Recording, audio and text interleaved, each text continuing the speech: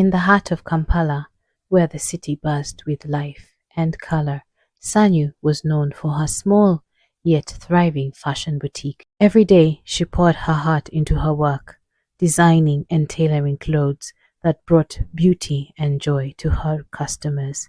But despite the satisfaction her work brought, Sanyu sometimes found herself longing for something more, something beyond the fabrics and stitches that filled her days. One afternoon, as the sun cast a warm glow over the city, the door to Sanyu's boutique chimed, signaling the arrival of a new customer.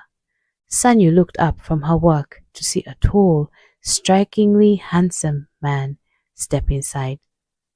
He moved with an easy confidence. His eyes scanned the rows of dresses with genuine interest. "Good afternoon," Sanyu greeted, her voice warm. "How can I help you today?" The man smiled, and Sanyu felt a flutter in her chest.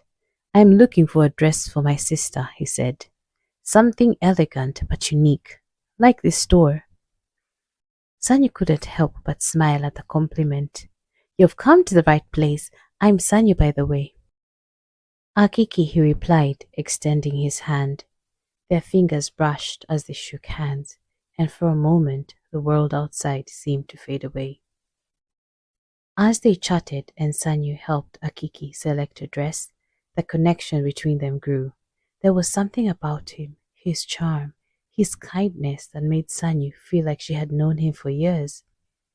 When Akiki finally settled on a dress and prepared to leave, he flashed her one last smile. "I'll definitely be back."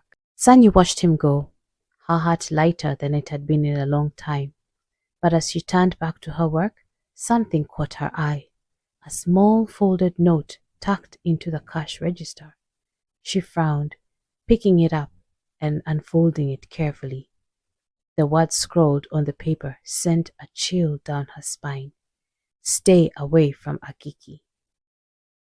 For a moment, Sanyu stood frozen, the note trembling in her hands.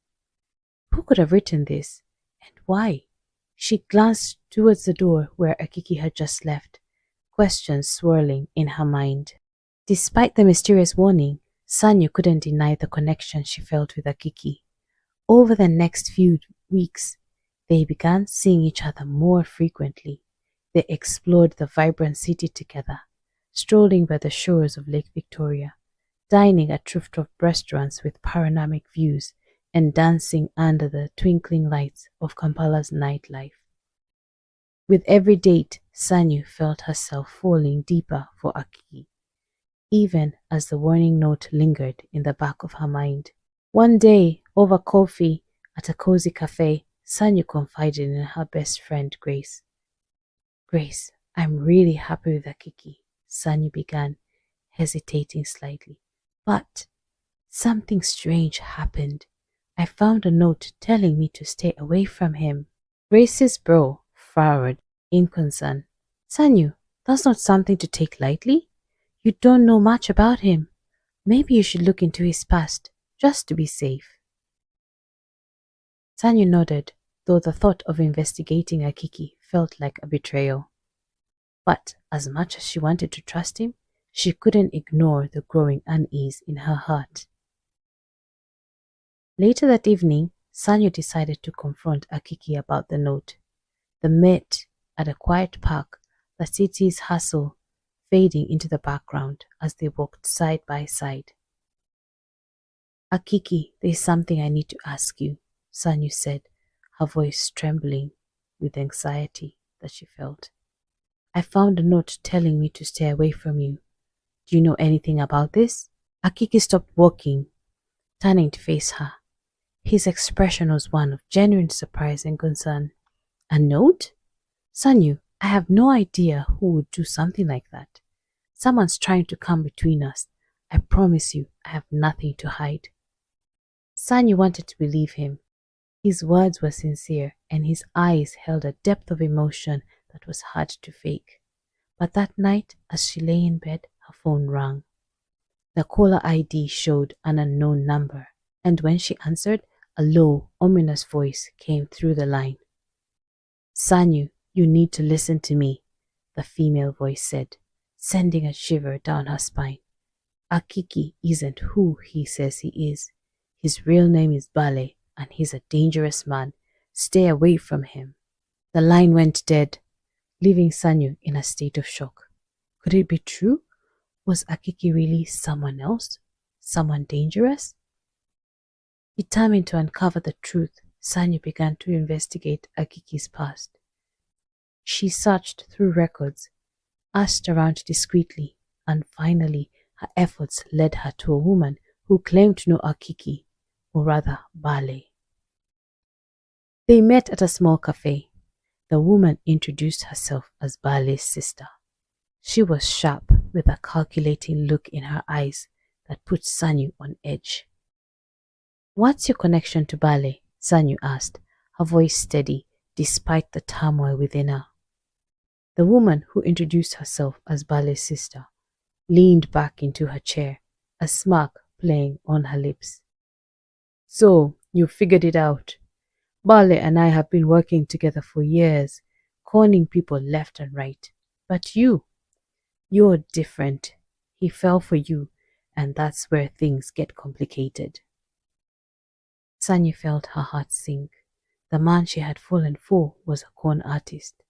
But as she looked into Bale's sister's eyes, she saw something that gave her a pause, a flicker of regret, of something more human. "Why are you telling me this?" Sanyu demanded. "What do you want from me?"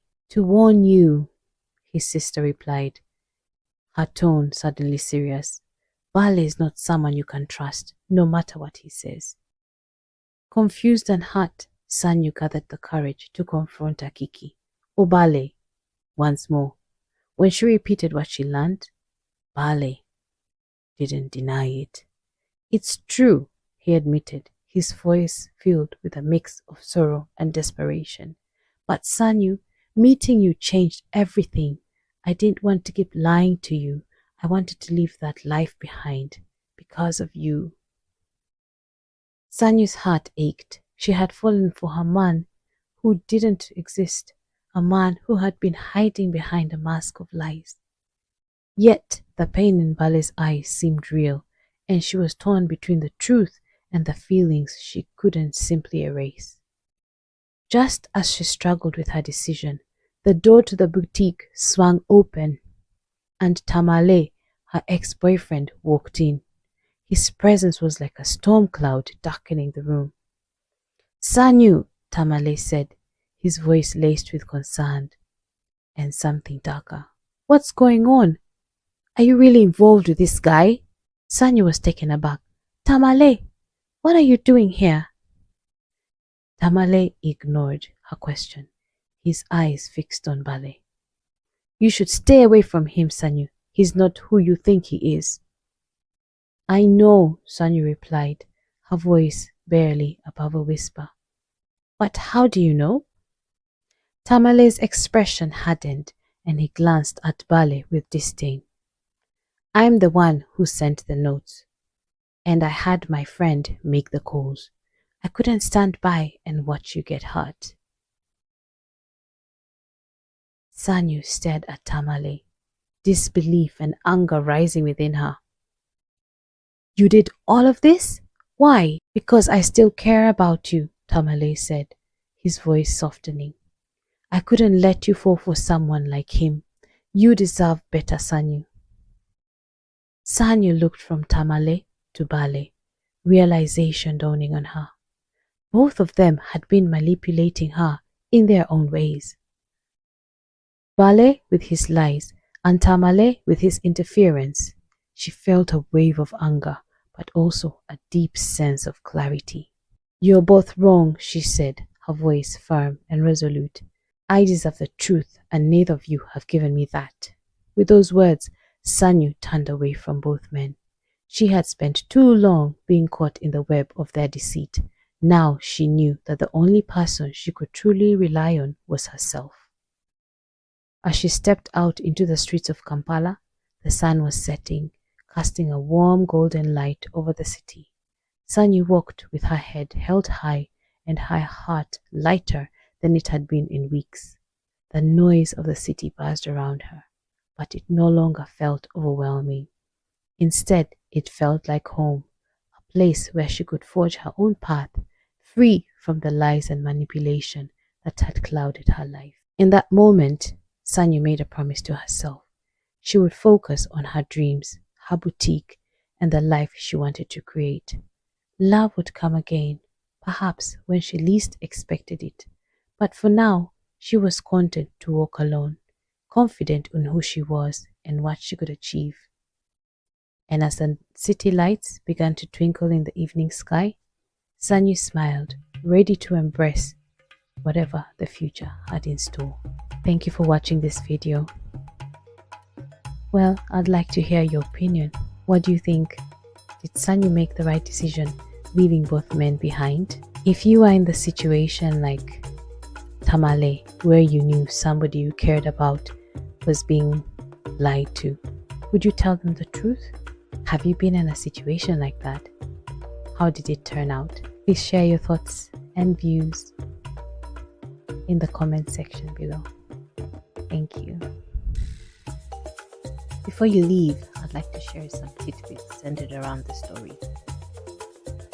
Kampala gets its name from the local Buganda name, Kampala, which is meant to mean the hill of Impala.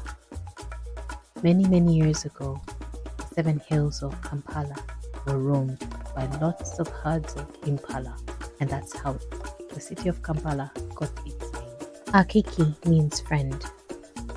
Sanyu means joy. The name Bale means home of the Mtima clan. Bale and Sanyu are names that originate from the Ganda people in central Uganda. Akiki in the Luganda language means one who laughs, but this name can be found in different parts of Uganda and East Africa as well. Thank you for watching. Please share, like and subscribe for more entertaining and compelling stories. Hit the notification bell to know when we have another upload. See you soon.